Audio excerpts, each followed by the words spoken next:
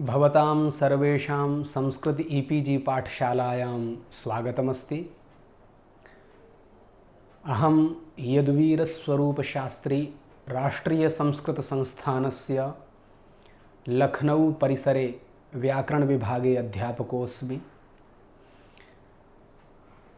अधुना संस्कृतवाक्यसंरचनासिद्धान्तविषये पंचमे अध्याये ये विषया ते निरूपिताः। इदानीं षष्ठे अध्याये ये विषयाः सन्ति तेषां विषयाणाम् अत्र संक्षेपरूपेण चर्चा क्रियते। पूर्वतने अध्याये प्रथमा विभक्तिः द्वितीया विभक्तिः भवद्भिः ज्ञाता। अस्मिन् अध्याये तावत् तृतीया विभक्तितः आरभ्य सप्तमी विभक्ति पर्यन्तं चर्चा अस्ति। अर्थात् एताः विभक्तयः कुत्र कुत्र प्रवर्तन्ते, एवं च विभक्तिभिः सह करणकारकं, संप्रदानकारकं, अपादानकारकं, अधिकरणकारकं, एवं च सम्बन्धे षष्ठी या भवति तस्य विषये अपि चर्चा कृता अस्ति। अतः क्रमेण इदानीं वयम् अत्र पश्यामः कुत्र का विभक्ति भवति। यतो हि वाक्यनिर्माणे विभक्तीनां ज्ञानं नितान्तम् अपेक्षितं। यावत्पर्यन्तं विभक्तीनां ज्ञानं न भवति तावत्पर्यन्तं वयं वाक्यनिर्माणं कर्तुं न पारयामः। किमपि एकं संस्कृते वाक्यं वक्तुं न शक्नुमः। अतः विभक्तीनां ज्ञानं नितान्तम् अपेक्षते। अतः इदानीं क्रमेण तृतीयादीनां विभक्तीनां विषये वयं जानीमः। तत्र आदौ करणकारकम् अर्थात् तृतीया विभक्तिः कुत्र भवति इति जानीमः। साधकतमं करणम् इति पाणिनेः सूत्रम्। अस्य अर्थः क्रियासिद्धौ प्रकृष्टोपकारकं कारकं करणसंज्ञं स्यात्। अर्थात् यद्व्यापारानन्तरं फलसाधकं तत्करणम् इत्युच्यते। यथा रामः बाणेन बालिनं हतवान् इत्येकम् उदाहरणम्। अत्र हनधात्वर्थः प्राणिवियोगानुकूलव्यापारः।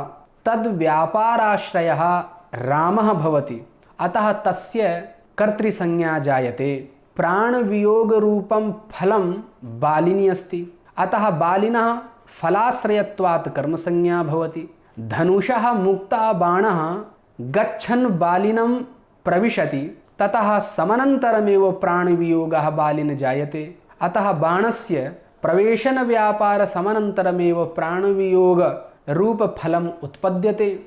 अतः बाणः स्वाव्यापारानन्तरमेव प्राणवियोग रूपफलसाधकः अस्ति इति कृत्वा बाणस्य करणसंज्ञा भवति। एवं च यस्य करणसंज्ञा भवति तत्र कर्तृकरणयोः तृतीया इति सूत्रेण अनुक्ते करणे तृतीया विभक्तिः जायते। तेन रामः बाणेन बालिनं हतवान् इति वाक्यं सिद्ध्यति। तु करणकारक विषये एषा व्यवस्था। इदानीम् उपपद तृतीया विभक्तिः विषये वयं जानीमः। सहार्थेन युक्ते अप्रधाने अर्थे सहयुक्ते अप्रधाने अनेन सूत्रेण तृतीया विभक्तिः भवति। अत्र सहार्थेन साकं सार्धं समम् इति पर्यायपदानामपि प्रयोगे तृतीया भवति। यथा पुत्रेण सह आगता, पुत्रेण सह पिता आगच्छति, पुत्रेण साकं पिता आगच्छति, पुत्रेण सार्धं पिता आगच्छति इत्यादयाः प्रयोगाः कर्तुं शक्यन्ते। हेत्वर्थेऽपि तृतीया भवति। तत्र मानं हेतौ इति पाणिनेः सूत्रम्। हेतुर्नाम कारणं। यथा विद्यया ज्ञानं वर्धते, अत्र विद्यया इत्युक्ते ज्ञाने कारणमस्ति इति कृत्वा विद्या वाचकात् प्रातिपदिकात् तृतीया विभक्ति जायते। अत्र ज्ञानस्य हेतुः विद्या वर्तते, अतः तत्र तृतीया विभक्ति जायते। येन अंगेन विकृतेन अंगिनः विकारो लक्ष्यते, ततः येनांगविकारः इति सूत्रेण तृतीया विभक्ति भवति। यथा अक्षणः काणा, पादेन खंजः। अत्र अक्षणः काणा इत्यस्मिन् उदाहरणे विकृतेन अंगेन अक्षिरूप विकृतेन अंगेन अंगिनः विकारो लक्ष्यते इति कृत्वा अक्षिवाचकात् शब्दात् तृतीया विभक्ति उत्पद्यते। एवमेव पृथग् विना नाना एतेषां योगेपि पृथग् विना नानाभिस्तृतीयान्यतरस्याम् इति सूत्रेण तृतीया विभक्तिः भवति। पक्षे पंचमी द्वितीया च। यथा ज्ञानं ज्ञानेन ज्ञानात् वा विना मुक्तिः नास्ति। अत्र सर्वत्रापि पदानां योगे विभक्तिः अस्ति। तर्हि अत्र एतदपि भवद्भिः स्मर्तव्यं यत् पूर्वतने पाठे उपपदविभक्तिविषये चर्चा कृता आसीत्। पदमनिमित्तीकृत्य जायमाना विभक्ति उपपदविभक्ति उच्यते। अत्र पृथग् विना इत्यादि शब्दानां सहसाकं समं सार्धम् इत्यादि शब्दानां योगे एव विभक्तिः भवति इति कृत्वा एताः विभक्तयः उपपदविभक्तयः इत्युच्यन्ते। इदानीं सम्प्रदानकारकं पठामः, अर्थात् सम्प्रदानकारके चतुर्थी विभक्तिः भवति। तर्हि तत्र सम्प्रदानसंज्ञा कदा भवति इत्यादौ ज्ञास्यामः। यस्य सम्प्रदानसंज्ञा तत्र सम्प्रदाने चतुर्थी सूत्रेण चतुर्थी विभक्ति भवति। तत्र सम्प्रदानसंज्ञा विधायकं सूत्रं वर्तते कर्मणः यमभिप्रैति स सम्प्रदानं। कर्ता कर्मणा यमिच्छति सः सम्प्रदानसंज्ञको भवति। अर्थात् प्रदीयमानस्य द्रव्यस्य यद् उद्देश्यभूतं तत् सम्प्रदानम् इति सारः। यस्य सम्प्रदानसंज्ञा भवति तस्मिन् चतुर्थी सम्प्रदाने इति सूत्रेण अनभिते सम्प्रदाने चतुर्थी विभक्तिः प्रवर्तते। यथा निर्धनाय राजा धनं ददाति। अत्र दाधात्वर्थः स्वस्वत्वनिवृत्तिपूर्वक परसत्वोत्पादनानुकूल व्यापारः। एवं भूत व्यापाराश्रयः राजा कर्ता अस्ति। स्वस्वत्वनिवृत्तिपूर्वक परसत्वोत्पादनरूपं फलाश्रयत्वेन धनस्य अत्र कर्मसंज्ञा। तेन कर्मभूतेन धनेन राजा निर्धनम् अभिप्रैति अर्थात् इच्छति। तस्मात् निर्धनस्य सम्प्रदानत्वं सिद्धं भवति। एवञ्च प्रकृते ददाति इत्यत्र ति प्रत्ययेन कर्तुः उक्तत्वात् कर्तरि प्रथमा सम्प्रदानस्य अनुक्तत्वात् चतुर्थी जायते। तेन राजा निर्धनाय धनं ददाति इति वाक्यं सिद्ध्यति। एवमेव माता पुत्राय फलं ददाति, गुरुः शिष्याय चपेटां ददाति इत्यादीनि वाक्यानि अपि अत्र सिद्ध्यन्ति। रुच्यर्थानां धातूनां प्रयोगे प्रीयमाणस्य रुच्यर्थानां प्रीयमाणः इति सूत्रेण सम्प्रदानसंज्ञायां चतुर्थी भवति। यथा हरये रोचते भक्तिः, अपां हि तृप्ताय नवारिधरः स्वाधु सुगन्धि स्वदते तुषारः। अत्र रुच्यर्थानां धातूनां प्रयोगे चतुर्थी विभक्ति भवति। स्पृहतेः प्रयोगे इष्टः स्पृहेरीप्सितः इति सूत्रेण सम्प्रदानं स्यात्। यथा छात्रः पुष्पेभ्यः स्पृहयति। अत्र वाक्ये स्पृहयते प्रयोगो वर्तते। किंच पुष्पाणि एव इष्टानि सन्ति। तस्मात् पुष्पाणां सम्प्रदानसंज्ञायां चतुर्थी भवति।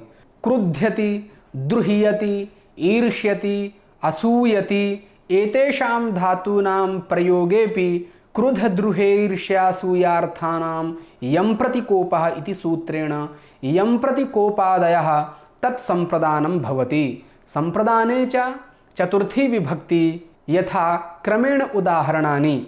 कंसः कृष्णाय क्रुध्यति, अतः क्रुद्ध धातु योगे कृष्णाय इत्यत्र चतुर्थी। द्रोणादयः अभिमन्यवे द्रुह्यन्ति, अत्र द्रुह्यन्ति योगे अभिमन्यवे इत्यत्र चतुर्थी। रावणः रामाय ईर्ष्यति, अत्र ईर्ष धातु योगे रामाय इत्यत्र चतुर्थी। दुर्जनः सज्जनाय असूयति, अत्र असूयति इति धातु योगे सज्जनाय इत्यत्र चतुर्थी विभक्ति। एवमेव गत्यर्थक धातूनां प्रयोगे कर्मणि गत्यर्थकर्मणि द्वितीया चतुर्थौ चेष्टायामनध्वनिः इति सूत्रेण चतुर्थी विभक्तिः भवति। द्वितीया अपि यदि शरीरस्पन्दनरूपगमनक्रियायां गम्यमानायाम् एव, किन्तु गन्त्राधिष्ठिता मार्गः यदि कर्म भवति तदा चतुर्थी न भवति इति तात्पर्यम्। यथा चैत्रः ग्रामाय ग्रामं वा गच्छति किन्तु मनसा हरिं व्रजति इत्यत्र वाक्ये व्रजति इति गत्यर्थ धातु प्रयोगे अपि चतुर्थी विभक्ति न भवति, यतो हि शरीरस्पन्दनरूपगमनक्रियायाः अभावः अस्ति। शिशुः मार्गं गच्छति इत्यत्रापि गत्यर्थ धातु प्रयोगे अपि द्वितीया एव न चतुर्थी मार्ग इत्यस्य उपादानाद् इति। तर्हि उपपद चतुर्थी कुत्र भवति इति इदानीं परिशीलयामः।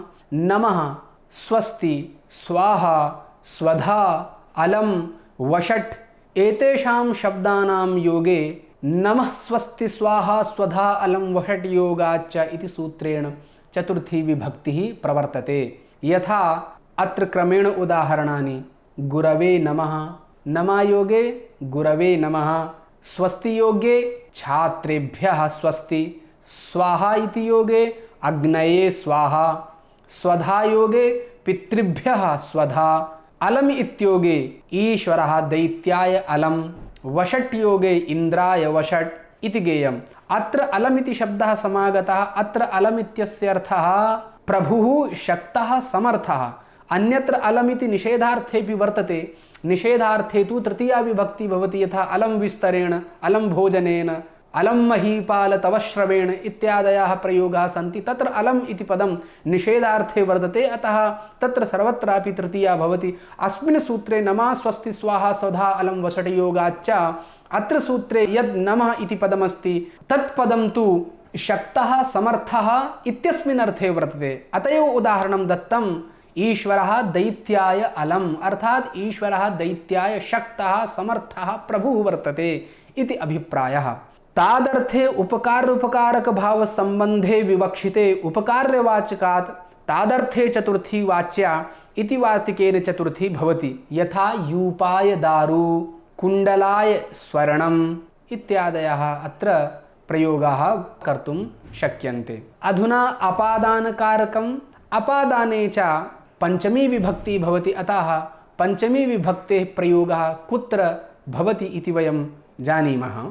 तत्र आदौ अपादाने पंचमी भवति। तर्हि अपादान संज्ञा कदा भवति, केन वा सूत्रेण? ध्रुवपाये अपादानम् इति अस्ति पाणिनेः सूत्रम्।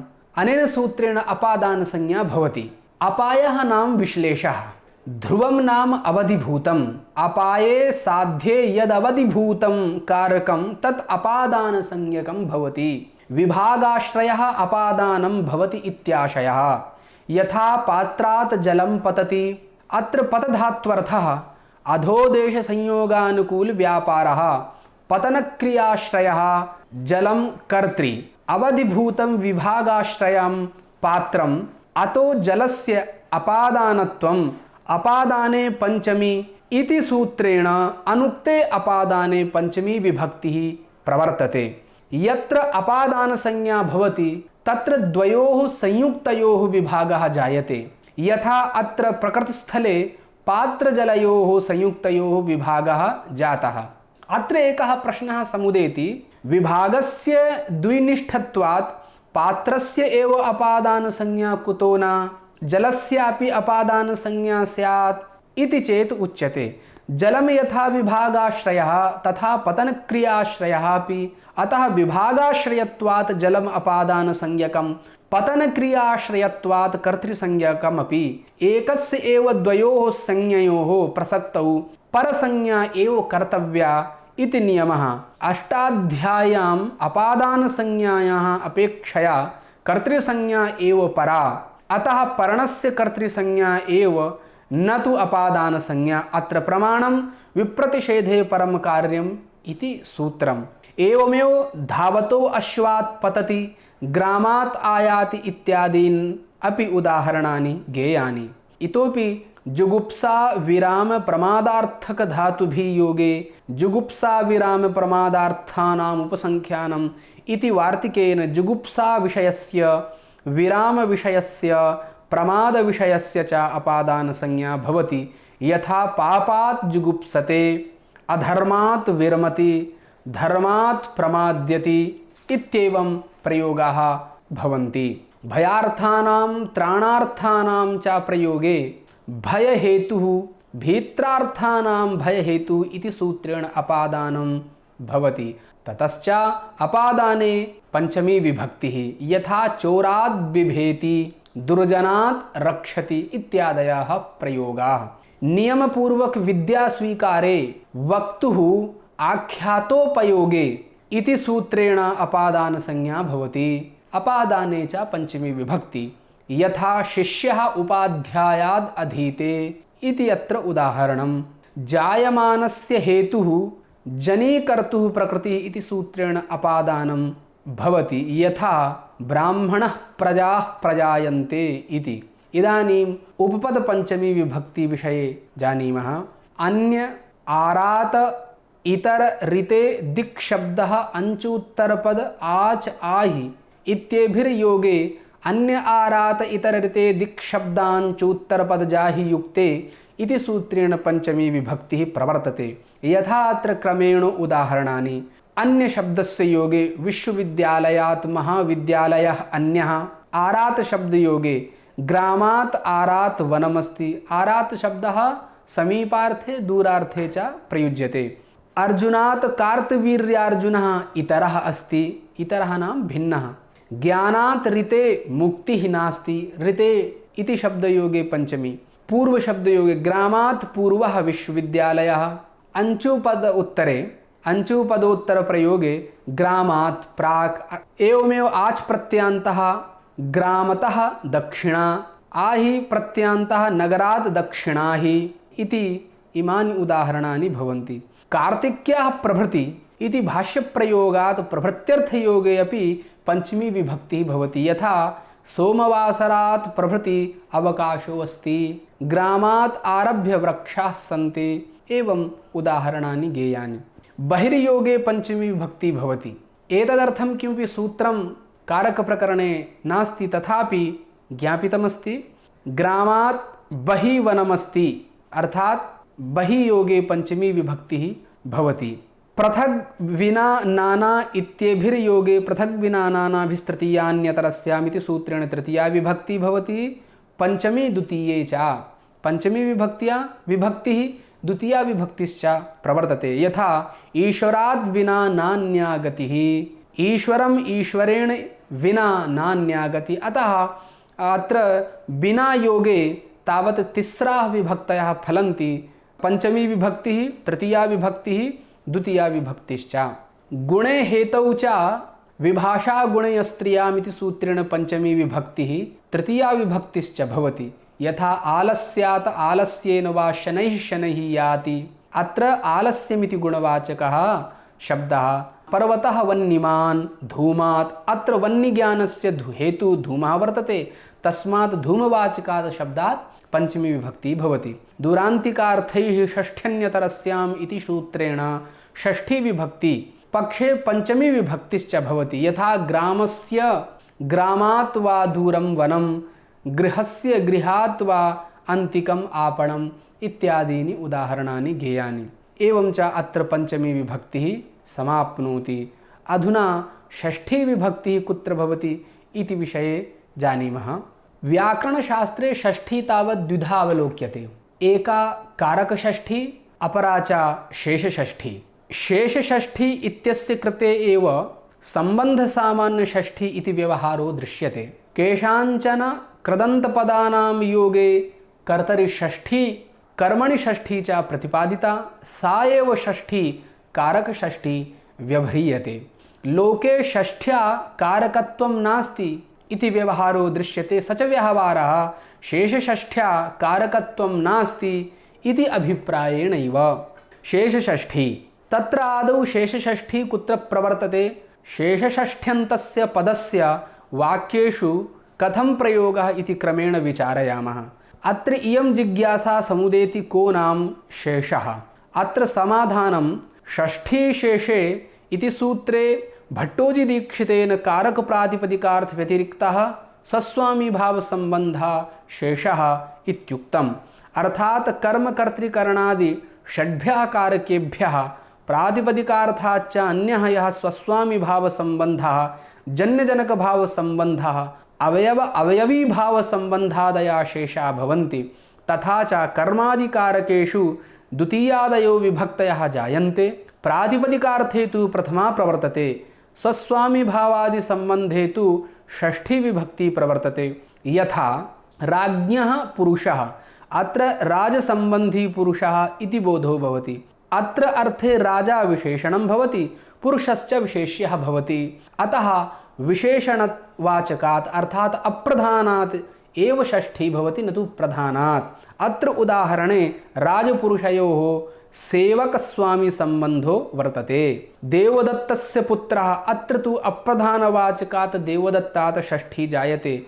देवदत्तपुत्रयोः जन्यजनकसम्बन्धश्च वर्तते। देवदत्तस्य मुखम् अत्र देवदत्तसम्बन्धी मुखम् अर्थात देवदत्त अप्रधान मुखञ्च प्रधानं भवति, तस्माद् अप्रधानबोधकात् षष्ठी भवति। अत्र देवदत्तमुखयोः अवयव अवयवी सम्बन्धो वर्तते। कारकषष्ठी। इदानीं कारकषष्ठी विषये जानीमः। कृतप्रत्ययोपस्थाप्य क्रियानिरूपितं यत् कर्तृत्वं यच्च कर्मत्वं तत्र षष्ठी विभक्तिः भवति। अत्र अयं विशेषः प्रायशः भावकृतप्रत्यान्तानाम् अर्थात् अक्त्वा तुम्नौ विहाय योगे कर्तरिकर्मणि च षष्ठी स्यात् इति। किञ्च णुवुल्तृजन्तानां प्रयोगे कर्मण षष्ठी भवति इति ज्ञेयम्। यथा अत्र कर्तरिषष्ठ्याः उदाहरणं कृष्णस्य कृति। अत्र वाक्ये उत्पत्त्यनुकूलव्यापाराश्रयत्वात् कृष्णः कर्ता भवति। कृति इति कृदन्तम् अत्र क्रीधातो भावे तिन् प्रत्ययः विहितः, अतः अत्र कर्तृकरणयोस्तृतीया इति सूत्रेण कर्तरितृतीया प्राप्ता। तां बाधित्वा कर्तृकर्मणो कृति इति सूत्रेण अनुक्ते कर्तरिषष्ठी भवति। कर्मणि षष्ठ्या उदाहरणं संसारस्य कर्ता। अत्र वाक्ये करणक्रियायाः कर्म संसारः अस्ति। कर्ता इति तृजन्तं कृदन्तबोधकं पदम्, अतः अत्र कृतप्रत्ययोपस्थाप्या या उत्पत्त्यनुकूला क्रिया तत्क्रियाजन्यफलाश्रयत्वात् संसारस्य कर्मसंज्ञा भवति। एवं च अत्र कर्मण द्वितीया इति सूत्रेण द्वितीया विभक्तिः प्राप्ता। तां बाधित्वा कर्तृकर्मणो कृति इति सूत्रेण षष्ठी विभक्तिः प्रवर्तते। उभयप्राप्तौ कर्मणि उभयोः प्राप्ति यस्मिन् कृति तत्र कर्मणि एव षष्ठी भवति न तु कर्तरि। एकस्मिन्नेव वाक्ये कृतयोगे उभयोः कर्तृकर्मणो षष्ठी प्राप्तौ कर्मणि एव षष्ठी न तु कर्तरि इति नियमार्थम् इदं सूत्रं वर्तते। यथा आश्चर्योऽयम् अगोपेन गां दोहः इति अत्र उदाहरणं पश्यामः। अत्र उदाहरणे दोहनानुकूलव्यापाराश्रयत्वात् अगोपः कर्ता, तद्व्यापारजन्यफलाश्रयत्वात् गौ कर्म। दोहा इति कृदन्तम् अर्थात् घञ् प्रत्यान्तं पदम्। अत्र कर्मणो कृति इति सूत्रेण कर्तरिषष्ठी प्राप्ता, किन्तु उभयप्राप्तौ कर्मणि इति सूत्रेण कर्मणः गो एव षष्ठी न तु कर्तुः अगोपात् इति नियम्यते। अतः गामदोहः अगोपेन इत्यत्र वाक्ये कर्मणः गो एव षष्ठी जायते न तु कर्तुः इति।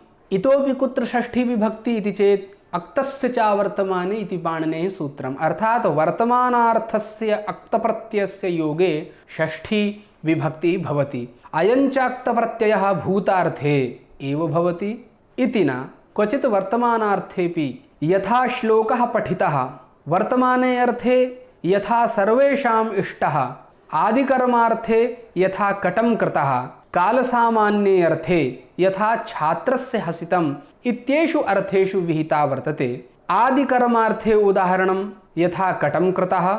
यथा च अक्तप्रत्यान्तानां योगे न लोकाव्यनिष्ठा खलर्थत्रीणाम् इति सूत्रेण षष्ठ्या निषेधे प्राप्ते वर्तमानस्य अक्तप्रत्ययस्य योगे प्रकृतसूत्रेण षष्ठी विधीयते। यथा राज्ञां पूजितः इति। अत्र वर्तमानार्थे पूज धातोः मतिबुद्धिपूजार्थेभ्यश्च इति सूत्रेण अक्तप्रत्ययः विहिता, तथा च राजकर्तृकवर्तमानपूजाविषयः इति बोधः। अत्र अयं विशेषः भूतकालार्थे अक्तप्रत्ययस्य प्रयोगे तु षष्ठी विभक्तिः न भवति, किन्तु कर्तरि तृतीया एव इति। यथा मया पूजितः इत्यादि। कृत्यानां कर्तरि वा इति सूत्रेण कृत्यप्रत्यान्तानां शब्दानां प्रयोगे कर्तरि षष्ठी विकल्पेन जायते। कर्त्यप्रत्ययाश्च सप्त भवन्ति। तव्य, तव्यत, अनीयर, यत्, क्यप, ण्यत, केलिमर् चेति। कृत्यप्रत्ययाः अपि कृत्सु अन्तर्गताः एव, अतः कर्तृकर्मणो कृति इति कृतियोगे नित्यं षष्ठी प्राप्ता। अनेन सूत्रेण कृत्यानां कर्तरि वा इत्यनेन विकल्पेन विधीयते। षष्ठी अभावे तु कर्तरि तृतीया एव इति। यथा भवतः भवता वा हरिः सेवनीयः, मम मया वा गन्तव्यं।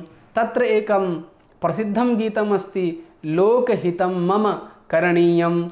अत्र करणीयम् इति योगे कृत् प्रत्यान्त करणीयम् इत्यस्य योगे मम इत्यत्र षष्ठी विभक्ति प्रवर्तते। इदानीम् उपपदषष्ठी विभक्तयः कुत्र प्रवर्तन्ते इति विचारयामः।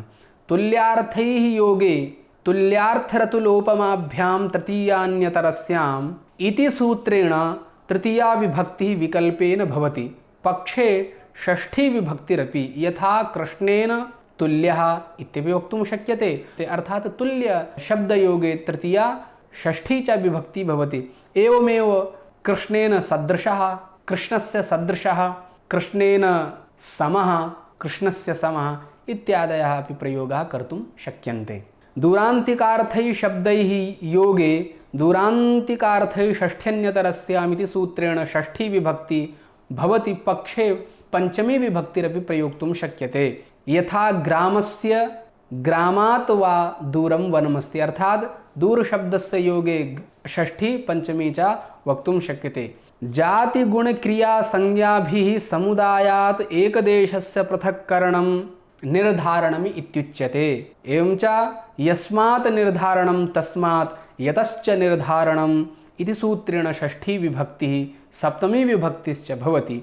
यथा छात्राणां रमेशः श्रेष्ठः, एवं च छात्रेषु रमेशः श्रेष्ठः इति वक्तुं शक्यते। अत्र छात्राणाम् इति समुदायः, तस्य एकदेशभूतः रमेशः, तस्य पृथक्करणं श्रेष्ठत्वेन धर्मेण वक्तुमिष्यते। अतः छात्ररूपसमुदायात् षष्ठी सप्तमी वा विभक्तिः प्रवर्तते। जात्या पृथक्करणस्य इदम् उदाहरणं गवां कपिला बहुक्षीरा इति गुणेन पृथक्करणस्य उदाहरणम् इति षष्ठी विभक्ति विषये एतावन्ताः विचाराः अस्माभिः ज्ञाताः।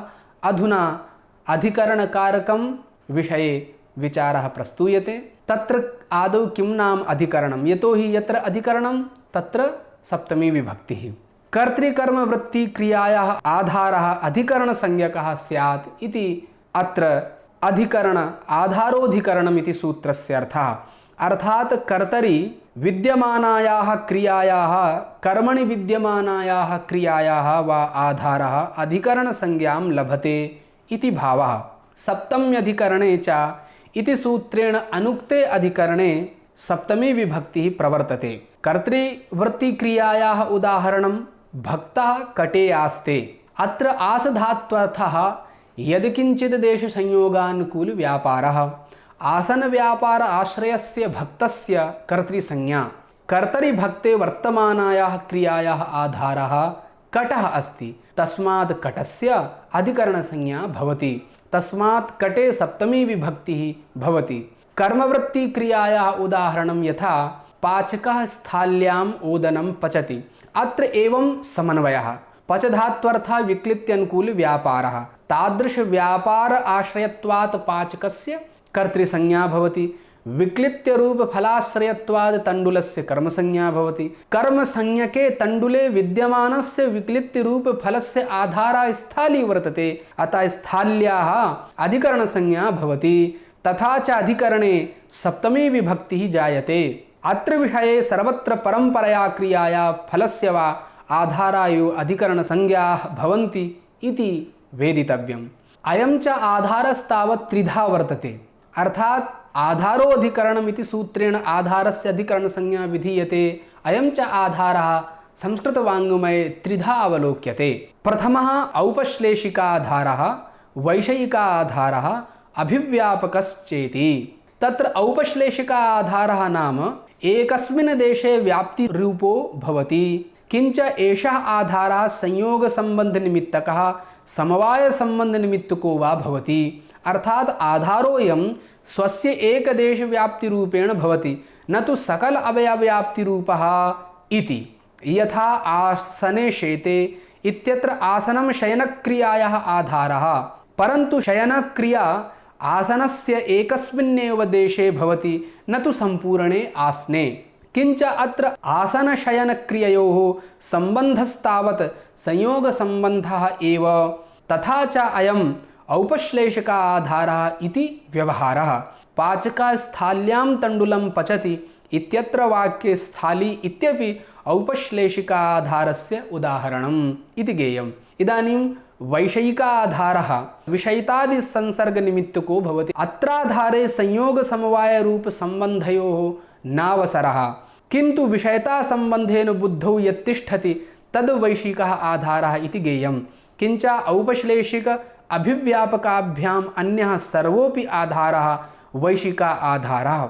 यथा भक्तस्य मोक्षे इच्छास्ति, अत्र भक्तस्य बुद्धौ विषयता संबंधेन मोक्षः तिष्ठति, अर्थात भक्तस्य मोक्ष विषयिणी इच्छा वर्तते, तस्मात् मोक्षस्य अधिकरण संज्ञा भवति। अत्रोदाहरणे संबंधश्च विषयतारूपः न तु संयोग समवाय रूपः इति। इदानीम् अभिव्यापक आधारः कः तद्विषये जानीमः। सकल अवयव व्याप्ति रूपः संयोग समवाय संसर्ग निमित्तकश्चेति अयं भवति। यथा सर्वस्मिन्नात्मा अस्ति, अत्र आत्मनः आधारः सर्वे प्राणिनः, अतः सर्वेषां प्राणिनां सकलाव्ययेषु आत्मा वर्तते, किंच अत्र संबन्धश्च समवाय रूपः इति। तस्माद् अयम् अभिव्यापक आधारो भवति। तिलेषु तैलं दध्नी घृतम् इत्यादीन्यपि अस्यैव आधारस्य उदाहरणानि भवन्ति।